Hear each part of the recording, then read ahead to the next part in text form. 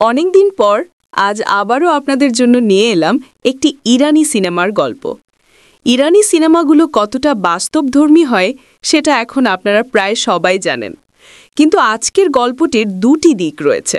প্রথমত, এই গল্পটি যারা দেখবেন ছোট থেকে বড় সবার জন্যই খুব গুরুত্বপূর্ণ কিছু বার্তা রেখে যাবে। আর দ্বিতীয়ত, এই গল্পের প্রতিটি অংশ সত্য, অর্থাৎ পুরো গল্পটি একটি সত্য ঘটনার উপর ভিত্তি করে তৈরি। আমি আপনাকে এটুকু বলতে পারি, গল্পটি আপনার জীবন বদলে দেবে কিনা জানি না, কিন্তু আপনাকে সতর্ক করবে। তো আর কথা না বাড়িয়ে চলুন সিনেমার মূল গল্পে চলে যাওয়া যাক। গল্পের শুরু এখান থেকেই। সিনেমার শুরুতেই লেখা উঠে, পুরো ঘটনাটি একটি সত্য ঘটনার উপর ভিত্তি করে নির্মিত। গভীর রাত, একটি মেয়ে শহরের রাস্তা দিয়ে হেঁটে যাচ্ছে, আর সে মোবাইলে চ্যাট করছে। অপর প্রান্ত থেকে তাকে জিজ্ঞেস করা হয়, নিগিন, তুমি কি পৌঁছেছ? নিগিন নামের এই মেয়েটি উত্তর দেয়, হ্যাঁ, আমি পৌঁছে গিয়েছি। হঠাৎই পেছন থেকে উচ্চস্বরে গান বাজাতে বাজাতে একটি গাড়ি এসে তার পাশে থামে। নিগিন গাড়িটির জানালার কাছে যায়। ভেতরে থাকা ছেলেটি তাকে বলে, অবশেষে তুমি এসেছ। নিগিন বলে, তোমার কথার মানে কি? আমি তো একবারই এসেছি। ছেলেটি একটু হেসে বলে, গাড়িতে ওঠো। তখন নিগিন বলে, তুমি হেসে কেন? সে অভিমান করে। ছেলেটি তখন গাড়ি থেকে নেমে তার অভিমান ভাঙানোর চেষ্টা করতে থাকে। তখন নিগিন হেসে বলে, এবার ঠিক আছে। সে গিয়ে গাড়িতে ওঠে। গভীর রাতে তারা দুজন গাড়িতে বসে গল্প করছিল আর চা খাচ্ছিল। এই ছেলেটির নাম ছিল ফারিদ। নিগিন ফারিদকে জিজ্ঞেস করে, আচ্ছা, তুমি কোন পর্যন্ত পড়াশোনা করেছ? ইউনিভার্সিটি? ফারিদ বলে, না, ইউনিভার্সিটি তো দূরের কথা, আমি হাই স্কুলও যেতে পারিনি। তখন নিগিন তাচ্ছিল্য করে বলে, এই জন্যই তুমি আমার অনেক কথার মানেই বুঝতে পারো না। ফারিদ বলে, ইউনিভার্সিটিতে না পড়লে কি শিক্ষিত হওয়া যায় না? তাদের কি অশিক্ষিতই বলতে হবে? নিগিন বলে, বিষয়টা তেমন না, কিন্তু তুমি এই জন্যই আমার কষ্টটা বুঝবে না। আমার বাবা মা আমার জীবনটা একদম মতিষ্ঠ করে রেখেছে। তারা চায় আমি একটা ভালো পাবলিক ইউনিভার্সিটিতে পড়ি, সারা দিন শুধু পড়া। কিন্তু আমিও তো একজন মানুষ। তখন ফারিদ তাকে বলে, পাবলিক ইউনিভার্সিটিতে চান্স না পেলে প্রাইভেট ইউনিভার্সিটিতে পড়বে, সমস্যাটা কোথায়? নিগিন তাচ্ছিল্যের হাসি দিয়ে বলে, আমি কোনো রিচ কিড না, আমার পরিবারও এতটা ধনী না। আমাদের অপশন একটাই, সরকারিভাবে পড়া। কিন্তু আজ আমি খুব খুশি, আজ আমি একদমই স্বাধীন। আমি তোমার সাথে চলে যাচ্ছি। বাবা মা আর আমাকে কখনোই পড়ার জন্য চাপ দিতে পারবে না। আমি এখন থেকে আমার জীবনটাকে স্বাধীনভাবে উপভোগ করব। তখন অন্যদিকে ফরিদ কারো সাথে ফোনে চ্যাট করেই যাচ্ছিল। নিগিন তখন বলে, তুমি আমার কোনো কথাই মনোযোগ দিচ্ছ না। ফারিদ বলে, আমি শুনছি। কিন্তু তখনই নিগিন রিয়ার ভিউ মিরর বা সাইড মিররে লক্ষ্য করে তাদের ঠিক পেছনেই আরেকটি গাড়ি এসে থেমেছে। সে খুবই উদ্বিগ্ন হয়ে পড়ে। নিগিন বলে, ওরা কারা? ফারিদ উত্তর দেয়, চিন্তা করো না, ওরা আমার পরিচিত। নিগিন বলে, এখন তো গভীর রাত, আর এখানে তো কারো আসারও কথা না, কি হচ্ছে এসব? ফারিদ বলে, তুমি গাড়িতে বসো, আমি কথা বলে আসছি। এটা বলে সে বের হয়, কিন্তু নিগিন খুবই ঘাবড়ে গিয়েছে। তার গলা একদম শুকিয়ে গিয়েছে। আর ফরিদ পেছনের গাড়িতে কারো সাথে কথা বলছে। নিগিন ধীরে ধীরে বিষয়টা বুঝতে পারে, ওই গাড়ির লোকটি একটি মুখোশ পরে আছে। তখনই নিগিন গাড়ি থেকে নেমে দৌড় দিতে চায়, কিন্তু সাথে সাথেই সে মাথা ঘুরিয়ে মাটিতে পড়ে যায়। চায়ের কাপটি পাশেই পড়ে থাকে। দৃশ্য পরিবর্তন হয়। এখান থেকে ঘটনা চলে আসে অন্য একটি পরিবারের পাশে। একজন মা তার সন্তানদের স্কুলে দিতে যাচ্ছেন। বড় মেয়ে নিডা মাকে বলছে, মা, তুমি এখানে গাড়ি রাখো, তুমি আমার স্কুলের সামনে যাবে না। মা উত্তর দেয়, তুমি আমাকে গাড়ি চালাতে দাও। নিডা জোরাজুরি করে। মা তখন ব্রেক চেপে গাড়ি থামিয়ে বলেন, তুমি কি চাও বলো তো? নিডা বলে, তুমি আমার সাথে ঝগড়া করছো কেন? মা উত্তর দেয়, আমি তোমার সাথে ঝগড়া করছি না, আমি তোমার সাথে স্বাচ্ছন্দ্য বোধ করার চেষ্টা করছি। নিডা বলে, তুমি আমাকে আমার মতো থাকতে দিলেই আমি স্বাচ্ছন্দ্য বোধ করি। মা বলেন, তোমার কথা শুনে মনে হচ্ছে তোমাকে আমরা পরাধীন করে রেখেছি। নিডা উত্তর দেয়, মনে হচ্ছে না, আমি এই বিষয়টা নিশ্চিত। তখন নিডার ছোট বোন চিৎকার করে বলে, প্লিজ তোমরা ঝগড়া থামাও। নিডা গাড়ি থেকে নামে আর সে স্কুলের দিকে হাঁটতে থাকে। কিন্তু তার মা তখনও সেখানে থাকেন, তাই সে রাগান্বিতভাবে মাকে চলে যাওয়ার ইশারা করে। স্কুল শুরুর ঘণ্টা বেজে যায়। সবাই অ্যাসেম্বলি লাইনে দাঁড়িয়ে আছে। প্রধান শিক্ষিকা সবার উদ্দেশ্যে বক্তব্য দিচ্ছেন। তিনি বলেন, গত বছর আমাদের স্কুল থেকে নিডা এবং রাজিয়া গণিত অলিম্পিয়াডের ফাইনালে গিয়ে। মা জিজ্ঞেস করেন, তুমি কোথায় যাচ্ছ? নিডা আবারও রাগান্বিতভাবে মাকে বলে, সুপারমার্কেটে যাচ্ছি, সেখানেও কি তুমি আমার পেছন পেছন যাবে? এটা বলে নীরা চলে যায়। নীরা গিয়ে একটি দোকানের মধ্যে ঢোকে আর বলে, আমার ফোনটি দিন, নীরা নামে রাখা আছে। নীরা একটি কেকের প্যাকেট দিয়ে বলে, আজ আমি টাকা আনিনি, এটা রেখে দিন, কাল আমি টাকা দিয়ে নিয়ে যাব। দোকানদার ছেলেটি খুব লাজুক ভাগে বলে, আপনার টাকা দেওয়ার দরকার নেই, আপনি এমনিই নিয়ে যান। কিন্তু নীরা কোনো কিছু না বলেই সেখান থেকে চলে যায়। তখন পাশে দাঁড়িয়ে থাকা অন্য একটি মেয়ে বলে, আমার কথা হয়েছে। তাকে ওই দোকানদার ছেলেটি খুব রুক্ষভাবে বলে, তোমার 1000 টোমান হয়েছে। এখান থেকে দৃশ্য চলে আসে নীরাদের বাসার ডিনার টেবিলে। নীরার মা সবার জন্য ডিনার তৈরি করছেন। নীরার বাবা পাশেই কাজ করছিলেন। নীরার বাবা মা দুজনেই ডক্টর। নীরার ছোট বোন তখন তার বাবাকে ডাক দেয় আর বলে, বাবা, আমি কাল ফারিবার বাসায় যেতে চাই। বাবা জিজ্ঞেস করেন, ফারিবাকে? তখন নীরা বলে, ওটা ওর বন্ধু। বাবা খাবার টেবিলে আসেন আর জিজ্ঞেস করেন, ফারিবার বাবা কি করে? বাচ্চা মেয়েটি সরল মনে বলে, ট্রাক ড্রাইভার। এবার মা জিজ্ঞেস করেন, তাদের বাসা কোথায়? বাচ্চাটি ভেবে বাসার এলাকার নাম বলে। মা আরও জিজ্ঞেস করেন, ওখানে গিয়ে তোমরা কি করবে? নীরার ছোট বোন বলে, মা, আমরা গ্রুপ স্টাডি করব। মা বলেন, কেন, তোমার পড়াশোনায় কি সমস্যা হচ্ছে? বাচ্চা মেয়েটি বলে, না। বাবা বলেন, তাহলে তো হয়েই গেল, তোমার আর যাওয়ার দরকার নেই। আর তুমি এখনও ছোট, তুমি আমার সাথে হাসপাতালে গেলে বুঝতে পারবে বাচ্চারা এখন কত কিছু করতে পারে, কত বিপদ ডেকে আনতে পারে। বাচ্চা মেয়েটি আকুতি করতে থাকে। নীরা তাকে চুপ করায়। এরই মধ্যে নীরার ফোনে একটি মেসেজ আসে। বাবা বুঝতে পারেন। তিনি একটু তাচ্ছিল্য করে নীরার মাকে বলেন, আমাদের নীরা নতুন বন্ধু খুঁজে পেয়েছে। নীরা বলে, বাবা, বিষয়টা এমন না, তোমরা এখন আমার ছোট বোনকে রেখে আমাকে জেরা শুরু করেছ, আমাকে এখন জবাবদিহিতা করতে হবে তোমাদের। মা বলেন, নীরা, তুমি সবসময় এটা কেন ভাবো? আর একটু বড় হলেই বুঝতে পারবে আমরা কেন ছোটবেলা থেকে তোমার সাথে কড়াকড়ি করেছি। এটা তোমার ভালোর জন্যই। নীরা বলে, মা, আমার বয়স 18, আর কবে বুঝতে পারবো? আমি এখনই বুঝতে পারি। এরই মধ্যে বাবার ফোনে কল আসে। তিনি সবাইকে সরি বলে সেখান থেকে উঠে যান। নীরা তার ছোট বোনকে সান্ত্বনা দিয়ে বলে, তুই কষ্ট পাস না, আমার বাবা মা দুজনেই ডাক্তার, তাই তারা মনে করে তারা যেটা বলে সেটাই সঠিক। দৃশ্য পরিবর্তন হয়। পরদিন নীরার মা এবং ছোট বোন আবার স্কুলে যাচ্ছিল। নীরা তার মাকে বলে, মা, আজ স্কুল শেষে ফিজিক্সের এক্সট্রা ক্লাস রয়েছে, 4টার পর আমি স্কুল থেকে বের হব। মা বলে, তুমি তো ফিজিক্সে ভালো, তাহলে এক্সট্রা ক্লাসের কি দরকার? নীরা বলে, আমার দরকার রয়েছে। মা বলেন, ঠিক আছে, আমি 4টের সময় স্কুলের সামনে আসব। নীরা জানালার বাইরের দিকে তাকিয়ে মুচকি হেসে দেয়। এটা ছিল আসলে নীরার প্ল্যান। আজ স্কুল খুব তাড়াতাড়িই ছুটি হয়, আর আমরা নীরাকে মাসা আর মারিয়ামের সাথে বাইরে দেখতে পাই। নীরা চারপাশটা তাকাচ্ছে আর ফাইনালি হাঁপ ছেড়ে বলে, আমার মা তাহলে সত্যি সত্যি আসেনি। তিনজনই অনেক খুশি। তারা একসাথে হাত মেলায় আর শহরের পথ ধরে হাঁটতে থাকে। এর পরের দৃশ্য চলে আসে একটি রেস্টুরেন্টে। তারা তিনজন বসে আড্ডা দিচ্ছিল। মাসা আর মারিয়াম প্রায়ই এমন করে, কিন্তু নীরা আজ তার স্বাধীনতা উপভোগ করছে। তাদের খাওয়া দাওয়া প্রায় শেষ। তখন মাসা একটি বোতল ঘুরিয়ে বলে, ট্রুথ অর ডেয়ার? নীরা বেছে নেয় ডেয়ার। মাসা চিন্তা করতে থাকে নীরাকে ডেয়ারে কি দেওয়া যায়। আশপাশ দেখে তাদের চোখ যায় জানালার বাইরে বসে থাকা একজন বৃদ্ধ মহিলার দিকে। মাসা বলে, ওনার সামনে যে ব্যাগ দেখছ, ওই ব্যাগ থেকে ওই মহিলার ওয়ালেট তোমাকে চুরি করতে হবে। নীরা বলে, অসম্ভব, এটা আমি করতে পারবো না।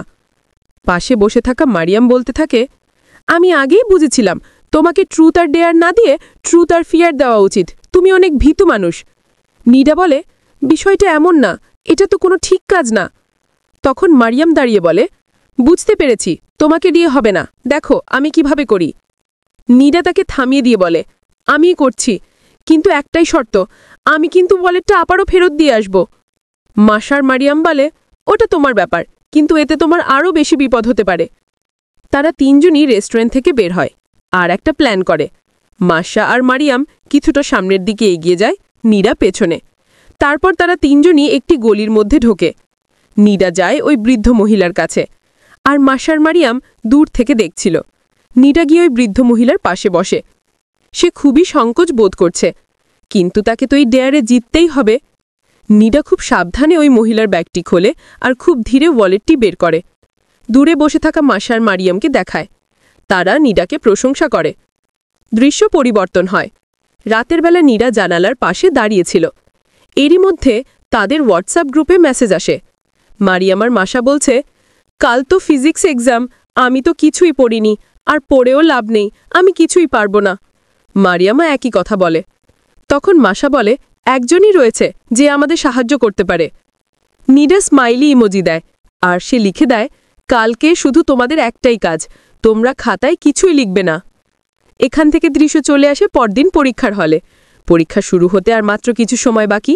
নীরা মাসা আর মারিয়ামকে ইশারা করে আর বোঝায় সব কিছু ঠিকঠাক আছে। পরীক্ষার প্রশ্নপত্র দেওয়া শেষে ম্যাডাম ঘোষণা করেন, এখন থেকে তোমাদের সময় শুরু হচ্ছে, তোমাদের সময় 1 ঘন্টা। সবাই উত্তর লিখতে ব্যস্ত হয়ে যায়, শুধুমাত্র মাসা আর মার। এখন থেকে দৃশ্য চলে আসে নীরাদের বাসায়। সবাই একসাথে বসে রাতের ডিনার করছিল, কিন্তু নীরা ব্যস্ত ছিল চ্যাটিংয়ে। সে মাসা আর মরিয়মের সেই গ্রুপে কথা বলছে। তারা আজকের বিষয়টা নিয়ে খুবই চিন্তিত। তারা অনেক কিছুই চিন্তা করছে, আর নীরার এই চ্যাটিং আর অন্যমনস্কতা পরিবারের বাকি সবাই লক্ষ্য করছিল। বাবা একবার জিজ্ঞেসও করেন, তোমাকে এত চিন্তিত কেন মনে হচ্ছে?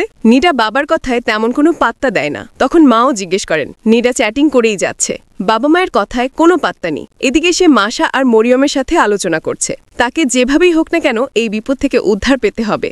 নীরা মাসা আর মরিয়মকে বলে, ম্যাম তো ছুটিতে যাচ্ছে, আমরা আজ রাতেই তার বাসায় যাই আর আমাদের এক্সাম পেপার কারেকশন করি। মাসা আর মরিয়ম দুজনেই বলে, তুমি কি পাগল হয়ে গিয়েছো? এক্সামে ফেল করা ভালো, কিন্তু পুলিশে যেতে চাই না। নীরা বলে, ভয় পাচ্ছ? আপনাদের মনে আছে মরিয়মও ঠিক একইভাবে কথা বলেছিল, কিন্তু আজ আর নীরার খোঁজার কোনো কাজ হয় না। মরিয়ম কোনোভাবেই যাবে না। এদিকে নীরার বাবা মা দুজনেই বুঝতে পারছেন কিছু একটা চলছে। বাবা আবারও জিজ্ঞেস করেন। নীরা রেগে যায়। তখন বাবাও রেগে না, বলেন, খাবার টেবিলে তুমি কেন ফোন নিয়ে এসেছো? নীরা বলে, আমি কি একাই আনি? তুমিও তো আনো, 24 ঘন্টাই তো ফোনে কথা বলো। দুই বাবা আর মেয়ের ঝগড়া করতে থাকে। মা তাদের থামানোর চেষ্টা করেন। ছোট বোনটিও ভয়ে উঠে যেতে চায়। মা তাকে বসান। এদিকে চ্যাটিংয়ের মধ্যে মরিয়ম জানিয়ে দেয়, নীরা এই বিষয়টি ভুলে যাও, যা হওয়ার হবে। নীরার মনটা ভীষণ খারাপ হয়ে যায়। সে সেখান থেকে উঠে চলে যায়। পরিবারের বাকি সদস্যদেরও মনটা ভীষণ খারাপ হয়ে যায়। তারাও একে একে চুপচাপ উঠে যায়। নীরা তার রুমে এসে মাথা নিচু করে শুয়ে থাকে। ঠিক তখনই তাদের গ্রুপে মেসেজ আসে। মাসা নীরাকে বলে, আই এম সো সরি, আমি বুঝতে পারছি তোমার সমস্যাটা, আর আমি তোমার সাথে যেতেও রাজি, কিন্তু তুমি প্লিজ মরিয়মকে কিছু বলবে না, তুমি আমাকে অ্যাড্রেসটা দাও। নীরার মনটাও খুশি হয়ে যায়। অপর প্রান্ত থেকে মাসা জানায়, আমি 1 ঘন্টার মধ্যে পৌঁছে যাচ্ছি, তুমি ওই বাসার সামনে আমার জন্য ওয়েট করবে। এরই মধ্যে নীরার ছোট বোন এসে নীরার কাছে হোমওয়ার্ক করতে, আর পরের দৃশ্যে দেখা যায় নীরা চুপচাপ বাসা থেকে বেরিয়ে যাচ্ছে। সে একটি ট্যাক্সি নিয়ে সেই ঠিকানা অনুযায়ী ম্যামের বাসার সামনে আসে। চারদিকে ঘুটঘুটে অন্ধকার। সে চারপাশটা তাকাচ্ছে, কিন্তু এখনো সে মাসাকে দেখতে পায়নি। কিন্তু তখনই আমরা পেছন থেকে দেখতে পাই কোনো এক ছায়ামূর্তি তার পেছন থেকে চলে গেল। আর নীরা যখন সেদিকে তাকায়,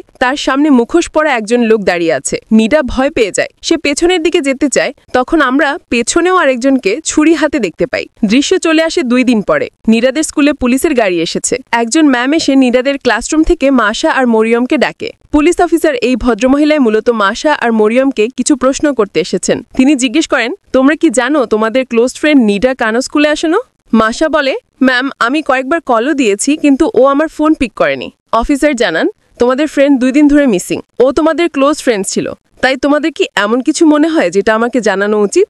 মাসা ভেবে বলে, না ম্যাম, এমন কিছু তো ঘটেনি। অফিসার বলে, ঠিক আছে, তোমরা ক্লাসরুমে যাও, পরবর্তীতে দরকার হলে আবারও ডাকবো। আর এখান থেকে দৃশ্য চলে আসে একটি ঘোড়ার শালে, অর্থাৎ যেখানে ঘোড়ার লালন পালন করা হয়। কয়েকটি ছেলে বসে আড্ডা দিচ্ছিল, আর সেই সাথে ফুটবল ম্যাচ দেখছিল। এই ছেলেগুলোর মধ্যে সেই ছেলেটিও রয়েছে যাকে আমরা মুভির একদম শুরুতে দেখেছিলাম, ফরিদ। ফরিদ আর নিগিনের সাথে ঘটে যাওয়া সেই কাহিনী এখনো কোনো মিল খুঁজে পাননি আপনারা। ধীরে ধীরে আপনাদের সামনে সব পরিষ্কার হবে। এখানে সবাই মিলে মূলত এখানে বসে জুয়া খেলছিল। তারা ফুটবল ম্যাচে বাজি লাগিয়েছে এবং সেটা দ্বারা জিতে হচ্ছে। এরপরে এই ছেলেগুলো দেখা করতে আসে খালিল নামক এক গ্যাংস্টারের সাথে। আর এই লম্বাটি মুখওয়ালা ছেলেটির নাম হচ্ছে নাদির। সে খালিলকে বোঝাচ্ছে, আমি এইমাত্রই ফুটবল গেমে 1 মিলিয়ন থামাস জিতলাম। এখানে জেতাটা খুবই সহজ, আর ইনকামটা অনেক সহজ।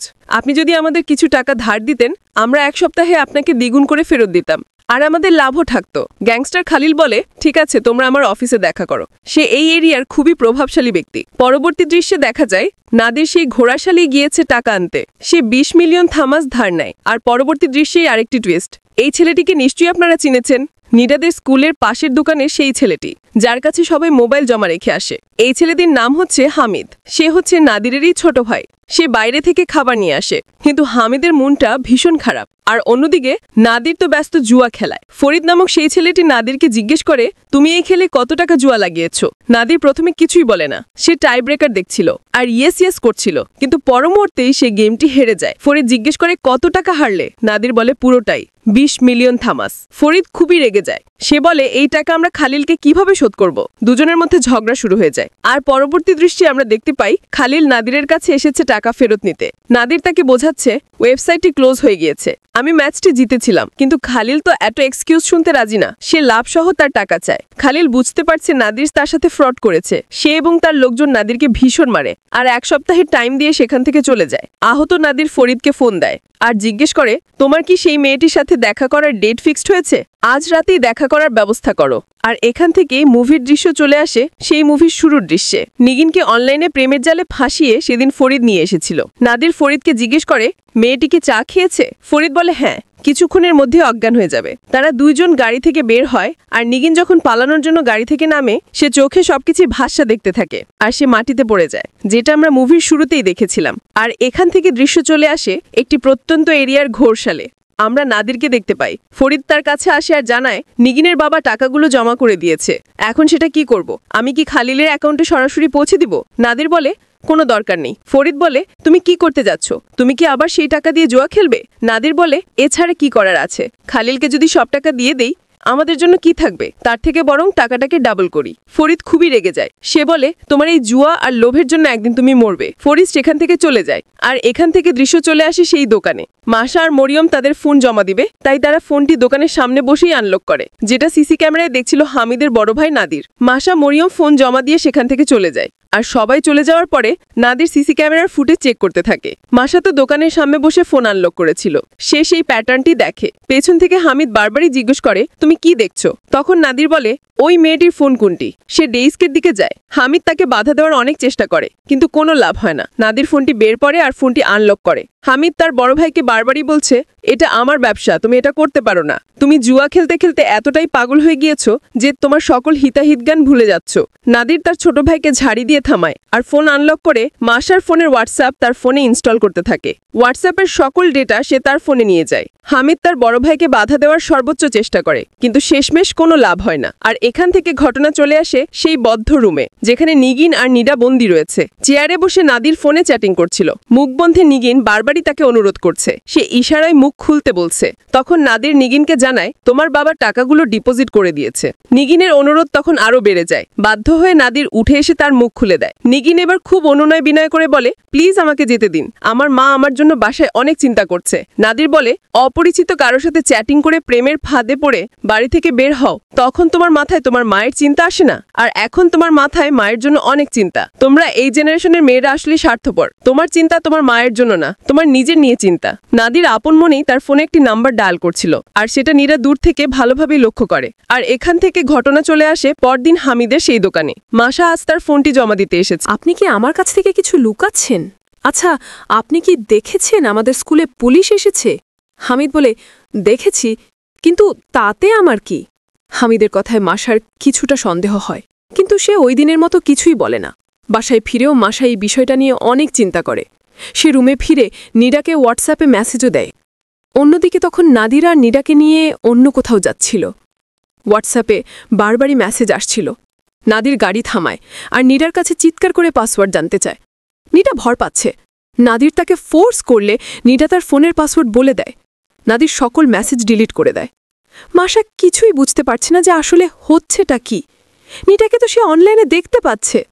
পর মুহূর্তে সে নিডাকে কলও দেয়, কিন্তু এতক্ষণে তো ফোনটিকে বন্ধ করে দেওয়া হয়েছে। পরদিন মাসা যখন ক্লাসে যায়, নিডার চেয়ারটা তখনও ফাঁকা ছিল।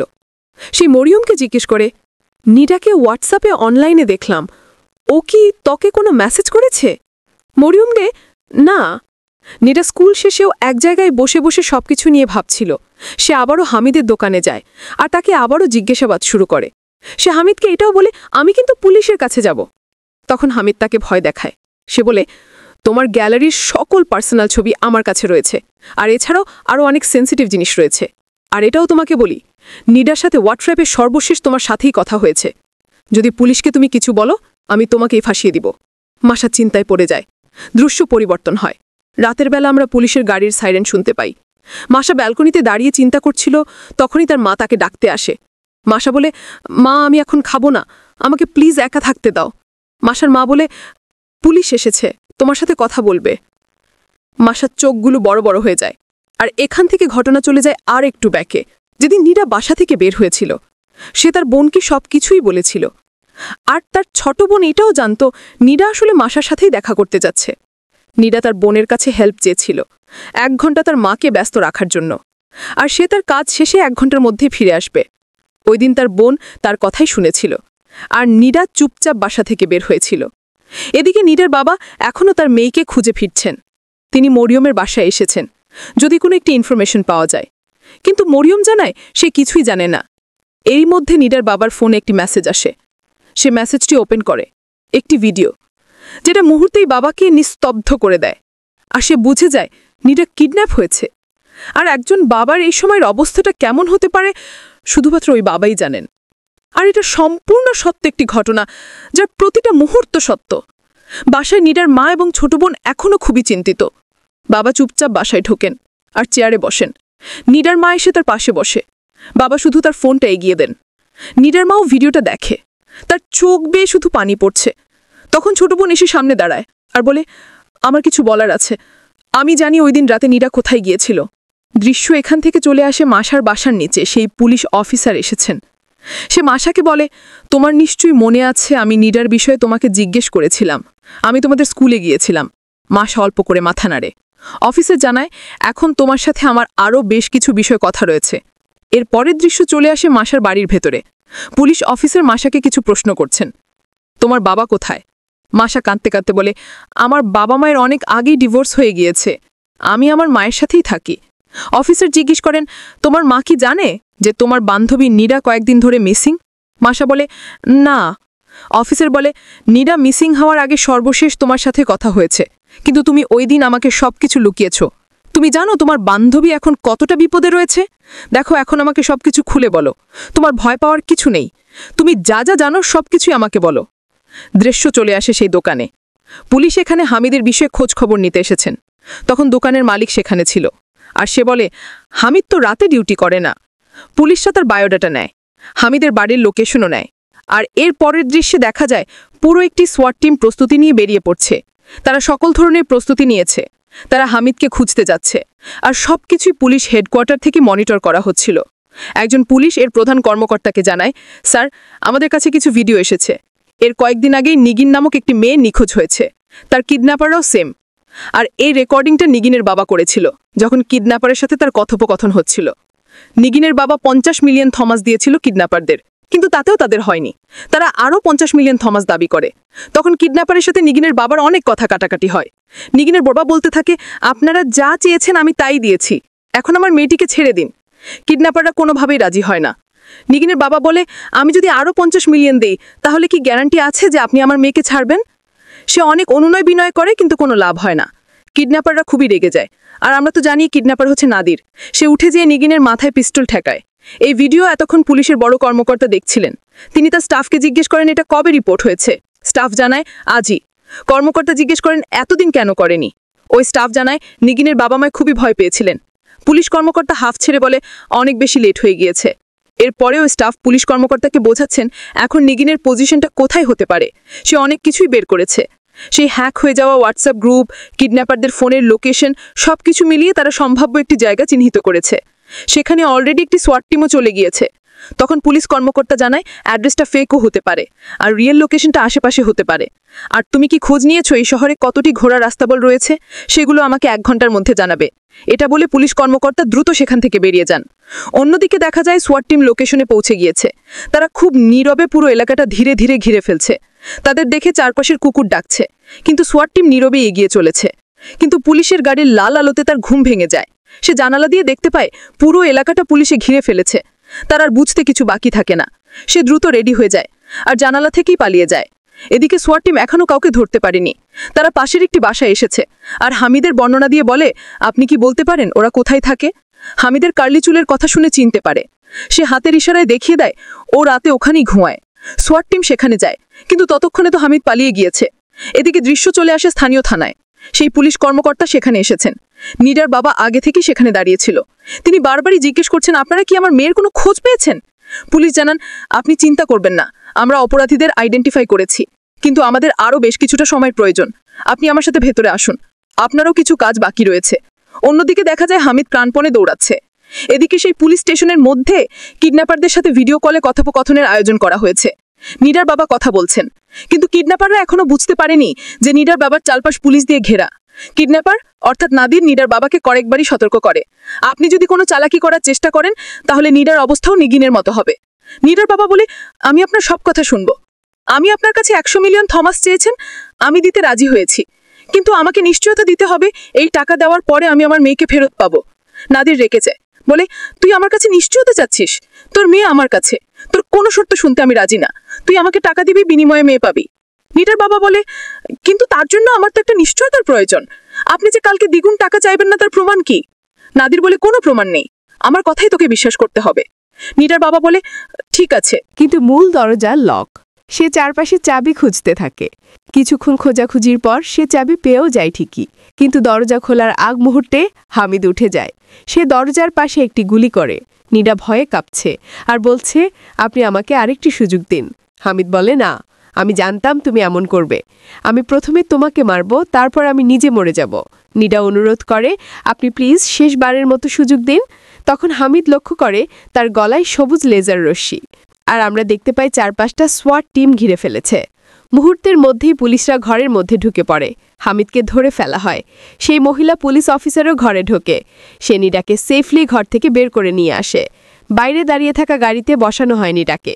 আরেকজন পুলিশ অফিসার এসে সেই ব্রেসলেটটি নিডাকে ফেরত দেয়। নিডার মুখে হাসি ফোটে। ঠিক অন্যদিকে হামিদকে চোখ বেঁধে গাড়িতে ওঠানো হচ্ছে। দুটো গাড়ি দুদিকে চলে যায়।